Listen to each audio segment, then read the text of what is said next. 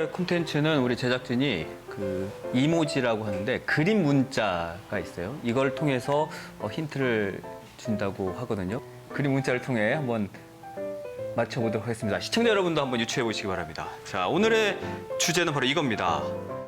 Let it go, let it go. Can't hold it back anymore.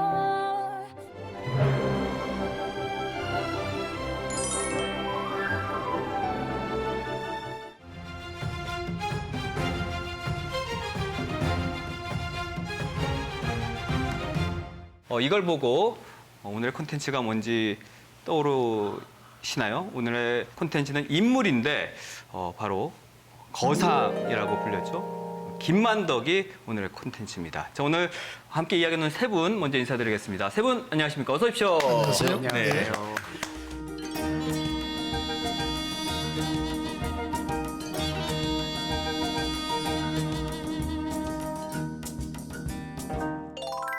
요즘 이 시기가 김만덕 주간인 거잖아요. 네, 그렇습니다. 정확히 언제부터 언제까지인가요? 10월 16일부터 10월 23일까지 일주일 동안 만덕 주간 행사가 이어지고 있습니다. 왜 이 주간을 만든 거예요? 김만덕의 기일이 10월 22일이에요. 근데 그 당시에는 음력이겠죠.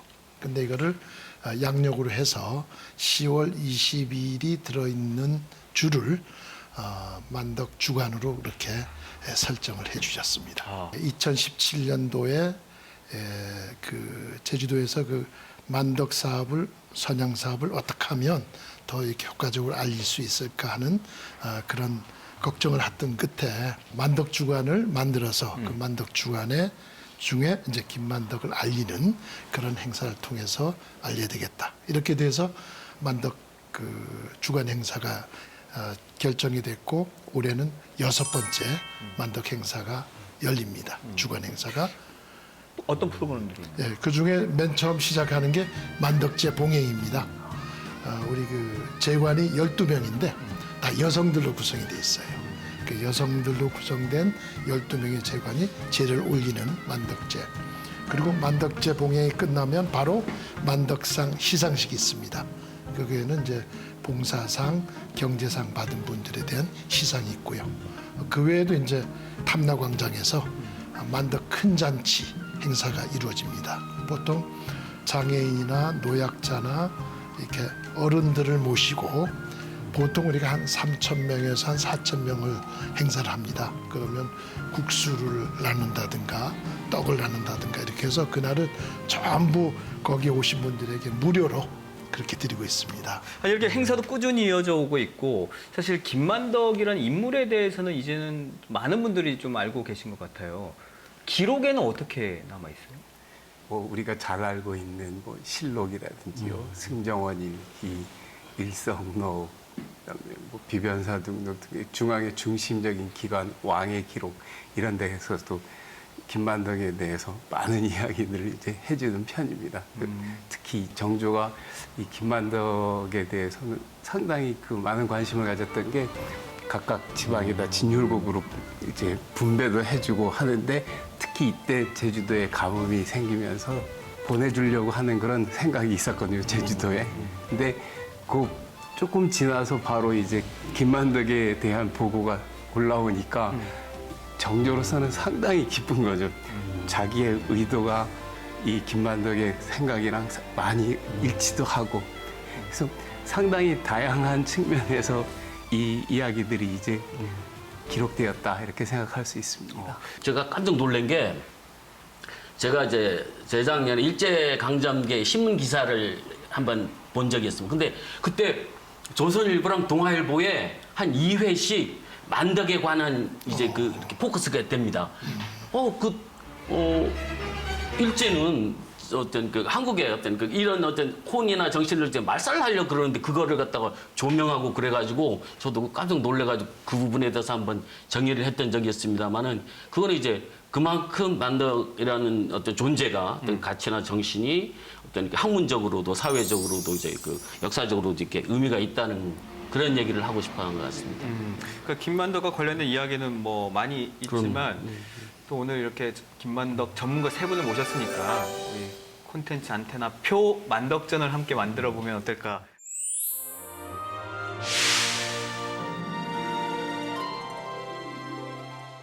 해남에서 사온 댕기요.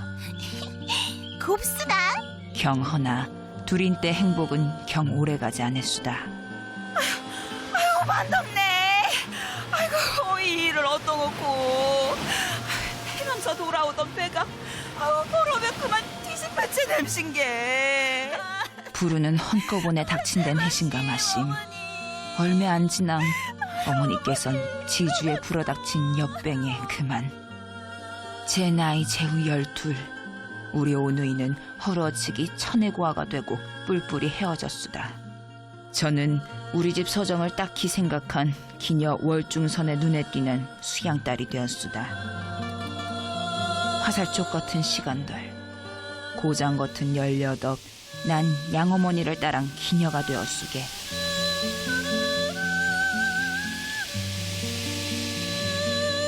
우리 간곡히 청임수다. 소녀의 신분을 되돌려 줍서양. 네 사정은 딱 하나. 한 번 기적에 오른 이름을 어찌 파한단 말인가. 당장 먹고 살 일이 막막할 것인데 그래도 상관없느냐? 소녀 장실꾼이 되자 냄수다. 그 돈으로 평생을 가난한 백성들 도왕 살자 냄수다. 그 뜻이 가상하구나. 좋다. 내 너의 신분을 돌려주겠다. 네 입으로 뱉은 약속 잊지 말거라. 일단 김만덕의 신분이 상당히 궁금한데 그때 양인이었지만 기녀의 삶을 살았고 거기서 또다시 신분을 바꾸게 된 거잖아요. 이제 이렇게 신분을 상승하려거나 이랬을 때는 거기에 따른 수많은 노력들이 필요합니다. 뭐 국가의 공로를 세운다든지 아니면 뭐 국가에 큰 재해가 들었거나 했을 때 수많은 이제 돈이란 이런 것들이 필요하거든요. 그러면 이제 그걸 모집하는 경우가 있습니다. 또 하나는 이제 뭐 노비들의 경우에 이제 많이 등장하는데 이건 초기부터 그러는데 자기 대신 누군가를 대신 세우는 경우들이 있어요. 그러니까 그에 준하는 사람을 대신해서 그치기하고 나는 또 다른 방식으로 빠져나가는데 이 사람들은 대체적으로 뭐 이품 이상의 관료들의 자제들이란지 그와 관련된 사람들이에요. 아니 그 돈으로 사는 경우도 있었잖아요. 뭐 매건 매기기라고 해가지고. 그게 공명첩이죠. 양 박사님 얘기했죠. 면천이라는 게 이 신분을 바꾼다는 게 그 시대에 쉽지가 않았어요. 그럼에도 불구하고 김만덕의 그 청을 들어주죠.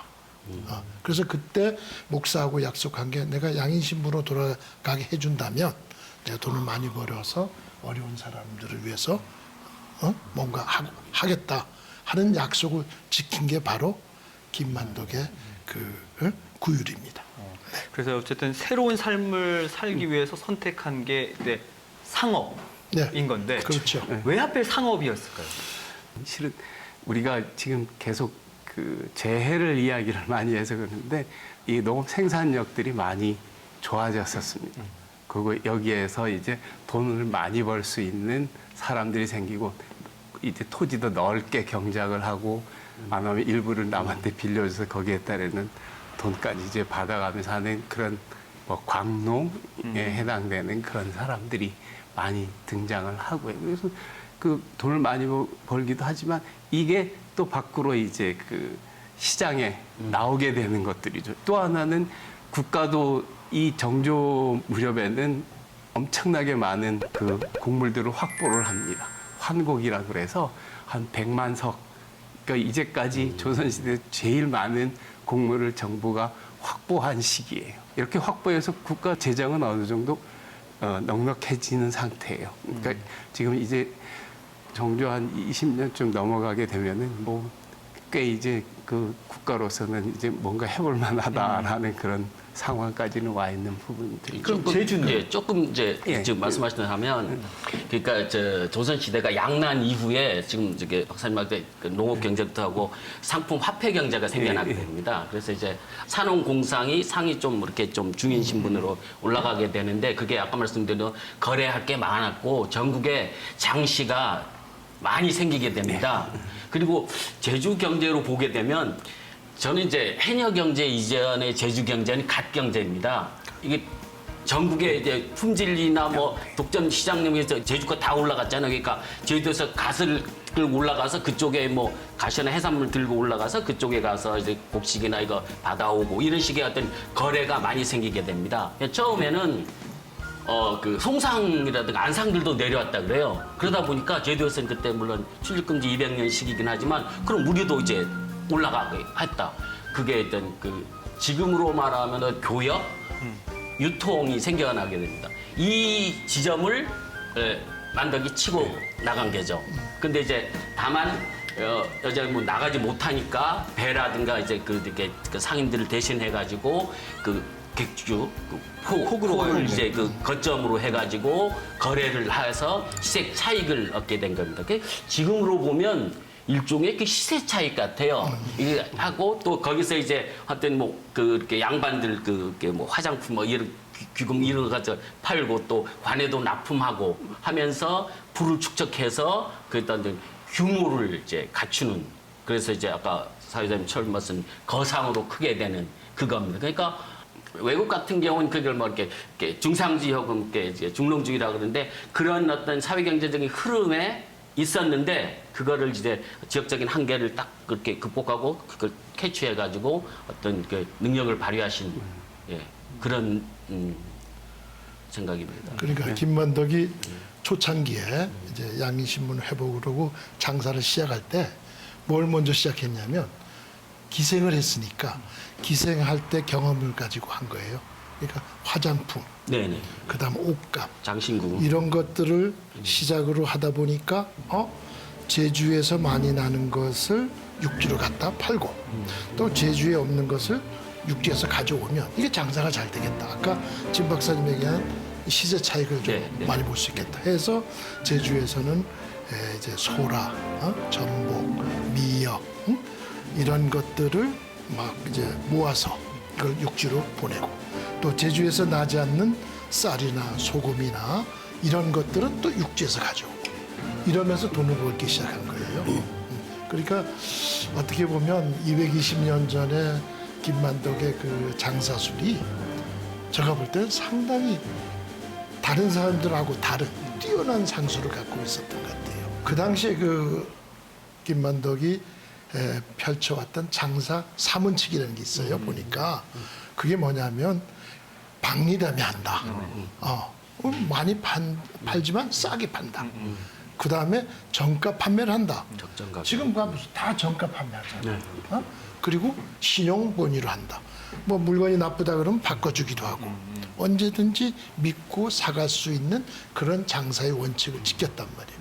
이게 벌써 200여 년 전 김만덕이 펼쳤던 장사 사원칙이에요. 그러고 보면 얼마나 앞서 나갔고 얼마나 뛰어난 장사꾼이었는가 생각해 봅니다. 그러면서 이제 불을 축적을 했는데 그 당시 조선시대에 여성이 이렇게 불을 축적했다는 의미 이것도 정말 큰 것 같아요. 그렇죠. 어려웠죠. 그러니까요. 조선시대의 여성의 역할이 뭐냐면 여필종부잖아요.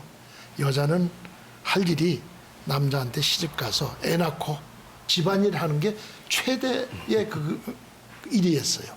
그럼에도 불구하고 김만덕은 결혼도 하지 않고 아까처럼 열심히 벌어 장사를 해서 돈을 모아서 거상이 됐잖아요. 그러니까 이것 또한 그 조선시대에서 다른 데서 볼 수 없는 정말 여장부였던 거죠. 그러니까 그래서 지금 김만덕이 많이 회자가 되는 건데 혹시 김만덕처럼 그 당시에 불을 쌓은 또 다른 여성이 있었나요?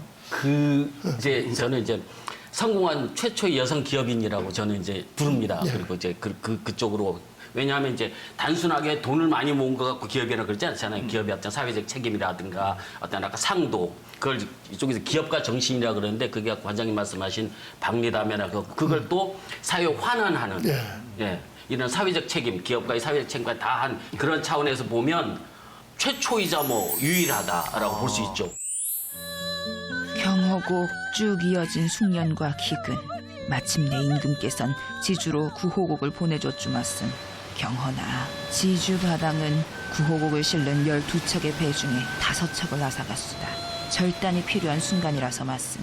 오라버님, 이건 제 전 재산이우다. 지금 당장 육지로 나강 쏘를 구행옵소.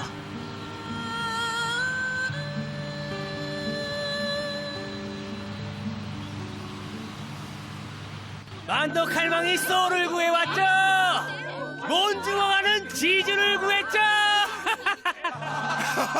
아이고, 이제서 살아신 게 이젠 사라진겨. 아니 제주 땅이 원래 척박하다라는 사실은 뭐 다 알고 있었는데 그 당시 제주 상황이 안 좋았죠. 안 좋았죠. 제가 한번 사회자님한테 질문 드려볼까요? 혹시 삼재가 뭔지 아세요? 삼재? 삼재.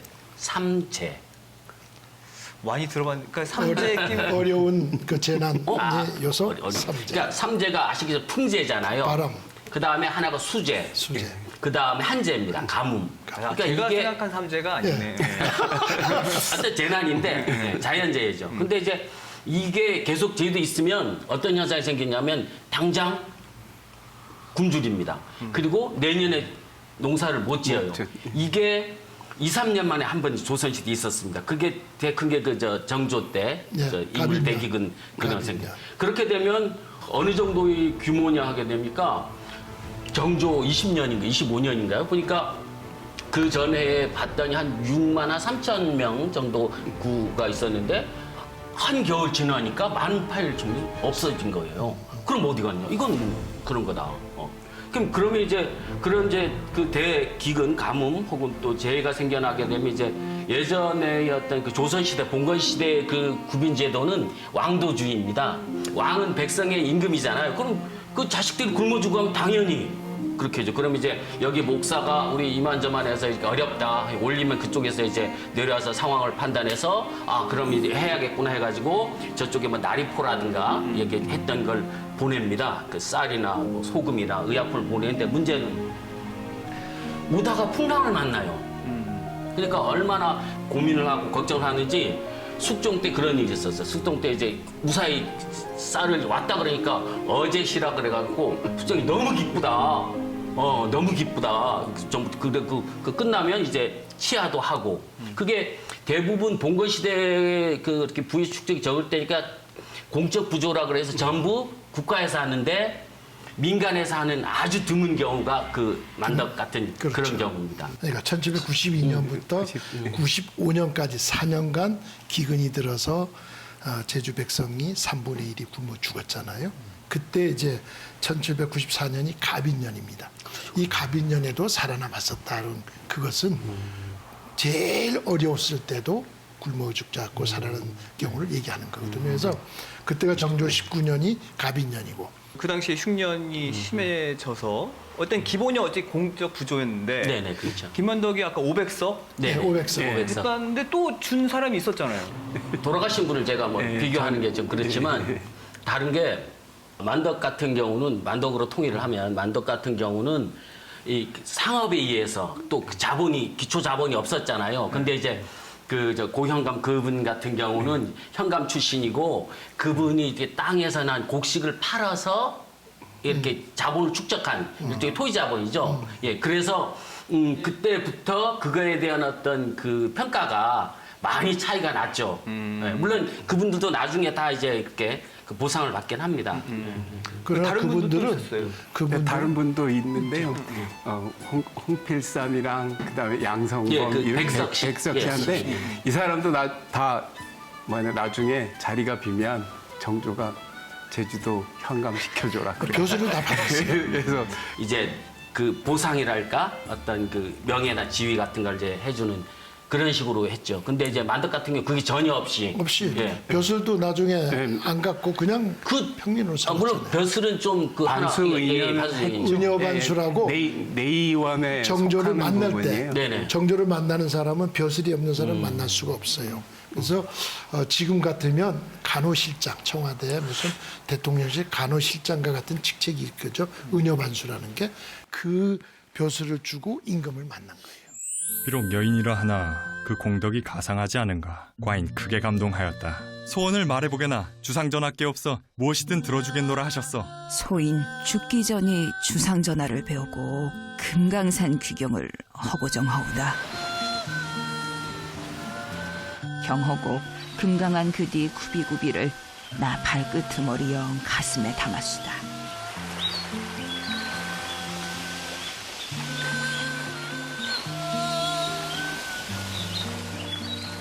제 미천한 재물로 지주 백성들을 패나너게 한 게 어떤 제덕이란만 허여지구가. 바라건대 영도 모진 지주 땅에 은혜로운 빛이 스며들어 앞으로는 사람들이 패난이 드나들고 풍요영 행복을 거둬들이는 땅이 되었으면 좋구다. 그 당시 출입 금지령이 있었고 예. 그래서 나가는 게 힘든 상황에서 뭐 금강산 보고 싶다, 한양 가고 싶다 이 소원을 말했어요. 이게 어쨌든 그걸 소원을 들어주려면 금기를 깨야 되는 건데 정조는 왜 그렇게 아, 김만덕을 임금인데 뭐 무슨 아니, 그래도 못할 게 뭐가 있어요. 왠지 다 원하는 총애하는 거를 느낌이 들어주라 들어서. 그랬어요. 정조가 김만덕을 좀 총애하지 않았나. 내가 아까 좋아하지 않- 이야기했잖아요. 어머니랑 나이도 비슷해요. 그래서 아마 어머니가 이제까지 겪었던 이야기나 이게 스크랩 안 됐나 싶어요. 그런 생각은 하다 보니까 들더라고요. 어머니도 환갑 가까워오는 나이고 김만덕도 지금 58세인가 뭐 그쯤 되는 그런 나이에요. 그러니까 조금 밑에지만은 그 같은 나이고 해서 진짜로 대단한 여인이다. 뭐 이래서 상도 주고 뭐 하고 하는 그 당시 이제 이야기들이 있어요. 그 진율이잖아요. 그게 이제 국가 재정이 정의자잖아요. 근데 이제 그 제주도 전부 변방에 그것도 여성이 그것도 광기 출신이고 그런 분이 이렇게 500석을 했다. 그거면 내가 왕이라도 이거 충분히 확장하고 해서 충분히 인정하고 그거를 이제 귀감이 가게 대대손손 그건 충분히 이제 할 수 있는 그런 거죠. 그러니까요. 그 당시에 정조가 굉장히 개혁적인 인물이잖아요. 그렇죠, 그렇죠. 정조의 그 자라온 과정을 보세요. 어? 아버지는 누구예요? 사도세자. 어? 그 뒤주에서 죽는 모습을 보고 자란 왕이잖아요. 그러니까 정조가 굉장히 개혁적이고 서민적이고 이 당파 싸움이 치열했던 그 사회에서 그를 당파 싸움을 아주 싫어했고 그런 인물이었기 때문에 김만덕에 대한 어떤 마케팅을 멋지게 한 거예요. 야, 니네들 양반들 봐라. 이렇게 천민, 기생 출신의 김만덕이라는 여자가, 그것도 여자가 이렇게 제주 백성 죽어가는 사람도 살렸고 이렇게 좋은 일을 했는데 니네 사대부들 도대체 뭐 하는 거야? 이러면서 김만덕을 내세워서 어떤 마케팅을 했을 것이라는 그런 생각은 예. 저는 아주 긍정적으로 해보는 그랬을 거죠. 것 같아요. 네. 그래서 저는 이 만덕이 이제 요즘 말로 버킷리스트잖아요. 나 금강산 가보고 싶다. 근데 왜 그럴까 해서 혹시 제가 뭐 이렇게 미화하는 건 아니지만 만덕이 생각할 때 그거 자체가 그 당시 제주가 갖고 있는 출입금지 200년 혹은 때 여성의 어떤 신분의 그런 굴레를 웃으면서 깨는 거잖아요. 왜 뭐 우리가 뭐 폭력성을 물적으로 뭐 반란 일으킨 것도 아니고 상징적인 웃으면서 측면이 해준다는데 그래서 그런 어떤 상징적인 그런 의미가 아닐까. 그로 인해서 출입금지가 실질적으로 우리는 풀렸고. 평가할 때 그쪽으로 평가해줘야 돼요. 아니면 그거 같아요. 상인의 입장에서 금강산에 뭔가 더 돈이 되는 게 또 그럴 수가 있겠죠. 아니 혹시 그때는 그랬나? 그 중국 사람도 그때 보통 이야기들이 평생 동안 한번 금강산 가는 게 소원이다. 웬만한 좀 유명한 그런 당시의 사대부 이런 사람들은 그쪽으로 가는 거예요. 그래서 추사 김정희는 김만덕에게 지금 오늘 컵에도 이제 글이 네, 딱 네. 있던데 네. 은광연세라고 은광연세. 예, 네. 은혜로운 빛이 세상에 넘친다 이런 글을 써줬어요. 그럼 세 분은 김만덕이라는 인물을 한마디로 표현을 한다면 뭐라고 하시죠? 저는 은광연세로 좀 하고 싶은데 이 은광연세를 써준 추사 김정희와 김만덕의 인연이 있어요. 아까 그 정조대왕이 초청을 받고 장안에 가서 화제가 되고 지금 같으면 뭐 장관, 국무총리, 뭐 왕, 대통령 다 만난 거잖아요. 그 장안의 화제였던 거예요. 근데 그 당시에 추사도 양반집 자제니까 한 9살쯤이나 10살쯤 됐을 거예요. 네, 그래서 나이 차이가 있는데 9살인가 될 때 그 모습을 본 거예요. 야, 촌에서 온 여성이, 여자가, 할머니가 너무 멋있다. 어떻게 저렇게 훌륭한 일을 할 수 있었을까 해서 그 김만덕에 대한 경외감을 갖고 있었단 말이죠. 그러다가 세월이 흘러서 추사가 그쪽에서 유배를 오게 됐는데 그 제주도로 오게 된 거죠. 그때 할머니의 그 모습을 보고 너무 훌륭한 일을 하신 이 모습을 떠올리면서 김만덕의 그 후손 김종주에게 이 편액을 써줬어요. 그게 편액이 은광연세라는 거예요. 사실은 은광연세는요, 이거 임금님밖에 못 쓰는 글이래요. 임금님이 이거 은혜를 백성들에게 이렇게 비춰주는 그거를 은광연세라고 하는데 추사가 그런 임금님과 같은 역할을 김만덕이 했다. 그래서 은광연세라는 편을 써준 겁니다. 저는 여걸이라고 생각해요. 옛날 거에는 여협으로 돼 있거든요. 요새 차라리 그렇게 표현하는 게 좋지 않을까 싶어요. 얼마든지 내가 해줄 수 있는 것들을 다 하고 남자들이 하나도 못하는 부분들을 그래도 그때 당시로는 상당히 힘든 부분인데도 모든 걸 해냈거든요. 그래서 저는 그렇게 부르고 싶습니다. 우리 주 박사님. 저는 좀 멋있게 얘기하고 싶습니다. 도전과 모험으로 꿈을 이룬 조선 최초의 여성 기업인 CEO. 네, 좋네요. 왜냐하면 그분이 이제 기업가 정신에 의해서 사회적 책임도 다했고, 그렇죠. 기부하는 부분이 예, 그리고 현대에도 딱 그때 맞죠. 뭐 기업이라는 표현을 써서 좀 그런데요. 충분히 지금으로 말하면 기업 규모였고, 오히려 지금보다 더 이제 그렇죠. 컸죠. 예. 그래서 저도 이제 그 김만덕을 단순하게 나눔 이쪽이 아니라 저는 요즘 청년 창업 이 친구들한테도 쭉 얘기해줘도 도전해라. 예전에 지금보다도 안 좋은 상황에서 훨씬 더 이렇게 했던 선배들이 있지 않느냐, 선임들이 있지 않느냐. 뭐 그런 차원에서 여성 기업인 얘기하고 싶습니다. 그러니까 이제 김만덕이라는 인물을 정확히 알고 또 그 정신을 이어가기 위해 세 분의 역할이 뭐 지금도 크시지만 앞으로도 되게 클 것 같거든요. 세 분 앞으로 어떤 일을 또 해보고 싶으신지. 앞으로도 저는 계속해서 김만덕의 이런 정신은 알려야 된다. 지금까지는 제주도, 대한민국 뭐 했는데 이제 세계적으로 김만덕의 정신을 알리자. 그 정신을 우리가 한 번 더 아마 본받아야 될 것 아니 같습니다. 김만덕 정신 세계화하는데 좀 일조를 하고 싶다 하셨는데 사실 베트남에 그렇죠. 그 만덕 이름이 들어간 네. 학교가 있잖아요. 제가 이제 우리가 12년도에 만덕에 학교 두 군데를 지어줬어요. 한 곳은 이제 카노아 지역에 카노아 제주 초등학교를 지었고요. 또 하나는 하노이 근처에 그러면 중학교를 하나 지어주고 싶다 해서 범프라고 하는 지역에 중학교를 하나 지어줬는데 그거는 범프 만덕중학교입니다. 여러분들 생각해 보세요. 베트남과의 관계에서는 상당히 슬픈 사연이 많잖아요. 이런 것을 푸는 것이 정부 차원에서 어려우니까 우리 민간 차원에서 그 어려운 사람들 위해서 학교를 좀 지어주자. 그래서 그 당시에 한 20억을 들여가지고 아까 학교 두 군데를 지어줬는데 정말 대단한 일을 한 겁니다. 2004년도에 김만덕 사업회가 결성이 되고 2007년도에 관덕정 광장에서 천섬 쌓기 운동을 했어요. 그리고 2009년도에 세종문화회관 앞에서 만섬 쌓기. 그래서 또 서울시청 광장에서 만섬 쌓기. 그래서 모아진 돈 그 20억을 가지고 그 두 군데 학교를 지어준 거예요. 저는 사실 관장으로 7년 동안 했지만 선교사로서 앞장서서 전도사로서 역할을 했다고 책에도 적었었고 다 얘기합니다. 저는 절대 앞장서서 대표가 한 게 아니라 전도사 역할을 앞으로도 그래서 전도사 역할을 하겠다는 겁니다. 그러면 양 박사님은?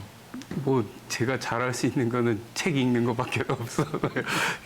가능하면 이제 많은 자료들을 이제 볼 때마다 이제 제공을 해드려야 되는데 많이 안 나와서 조금 이제 그러긴 한데요. 그 외에 다른 사람들 문집 아직 덜 낸 사람들이 많고 각 집안에 그런 일기라든지 있는데 저 공개 안 한 집들이 많아요. 이제 그런 것들이 언젠가는 되면 이제 또 이제 그 다음부터는 또 다른 이야기들을 얼마든지 끌어낼 수 있는 계속 것들이 있을 연구를 또 겁니다. 하실 계획이시네요. 보배입니다. 저희 김만덕에서. 그럼 왜 금강산을 갔을까? 그것도 꼭 연결해 주시기 바랍니다. 만덕이 이런 얘기를 합니다. 재물은 잘 쓰면 사람의 목숨을 살 수 있지만 못 쓰면 썩은 흙과 같다 뭐 이런 얘기를 하거든요. 제가 왜 이런 얘기를 하냐면 제가 그 사회복지 공동모금회에서 오래 있다 보니까 제주도에 있던 나눔 문화, 기부 문화가 만덕에서부터는 역사적인 DNA 같아요.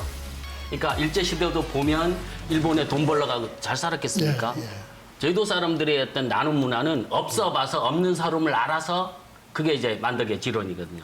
그래서 이제 최근 보면 각 그 지자체마다 그 사회복지 공동모금회가 있는데 제주도도 있지 않습니까? 근데 항상 목표를 달성을 100% 이상을 하고 그리고 또 그 아나소사이어티라고 해서 고액 기부자들이 있습니다. 5년 동안 1억 정도를 내야 되는데 제주도가 전국의 1%잖아요. 근데 아나소사이는 5%예요. 그러니까 이게 뭘까? 저는 이제 그 경제학도 공부했지만 사회복지도 같이 공부하는 입장에서 이게 뭘까를 보면 그런 어떤 나눔과 배품, 같이 가는 어떤 공동체 문화가 이 DNA로 남아 있어서 이렇게 자연스럽게 실천되는 게 아닌가 그런 얘기를 저는 이제 학생들이나 주위에 이제 하고 있습니다. 아, 제주도는 괜당이 있지 않습니까? 그 제일 좋은 개념인 건데 이걸 나쁘게 쓰면 안 되는 거고요. 그렇죠. 그러니까 그렇기 때문에 서로들 그 힘든 부분들을 서로 도와줄 수도 있고 그렇죠. 예. 보살필 수 있는 부분이기도 하고요. 그게 전통 같아요. 역사 기부 문화를 조금 더 확산시키기 위한 노력들도 분명히 필요한 것 같아요. 네, 네, 그렇습니다. 그렇습니다. 그러니까 이게 정조대왕이 그 당시에 김만덕을 마케팅했다고 말씀드렸잖아요. 우리 제주도도 김만덕을 좀 마케팅해서 잘 활용하면 예? 정말 세계적으로 김만덕의 정신을 알리기도 하고 확산시킬 수 있는 그런 계기가 될 것 영화나 같습니다. 드라마로 다시 한번 만들어가지고 넷플릭스로 그냥 딱 보여주면 될 것 같은데 예. 지금 김만덕이라는 인물을 통해서 계속 지금 선한 영향력이 이어져 오고 있는데 이 선한 영향력이 앞으로도 쭉 또 여러분들의 노력을 통해서 이어지길 바라면서 오늘 이 시간 마칠까 합니다. 세 분 진심으로 고맙습니다. 감사합니다. 감사합니다. 자 그럼 저희는 다음 주에 또 유익한 콘텐츠로 찾아뵙겠습니다. 네.